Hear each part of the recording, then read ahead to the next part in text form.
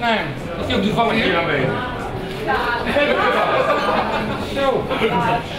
Even luisteren. Even luisteren naar de burgemeester. Dat kan ik ook maar één keer zeggen. Ik ben even rustig en straks dan krijgt u de boer natuurlijk. Het is een hele bijzondere avond vanavond hier te zijn. Want u dacht, ik ga hier gewoon nog een beetje kopje koffie drinken na het eten. En dan gaan we lekker naar huis. Dat kan ook, want ik wil er niet later denk ik. Want ik heb een hele lijstje voor ik daar doorheen ben. Met van allerlei vrijwilligerswerk wat u de afgelopen jaren heeft gedaan hier in de stad. En daar ga ik een paar dingen van voorlezen. En eigenlijk moet ik pas over een minuut of 10 gaan huilen. Ik ben in 1974, nou ja, dat was eigenlijk geen vrijwilliger, maar ik was een docent in school ook, aan de Louise-school. Dus dat is geen vrijwilligerswerk, hè? Daar word je niet... Ik betaal. Sinds 1982 op musicals in Maastricht dialect geschreven. Opvoeren met het einde van het schooljaar.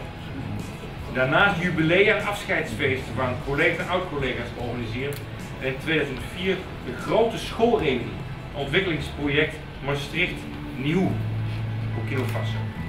En in dit geval heeft het Hare Majesteit behaagd om te benoemen tot lid in de orde van de Oranje Nassau.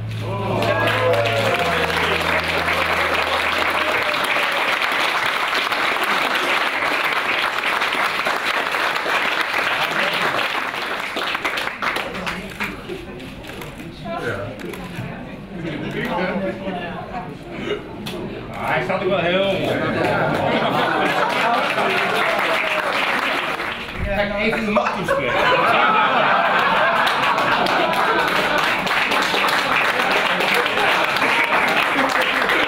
Hij stond er al zo stilletjes bij.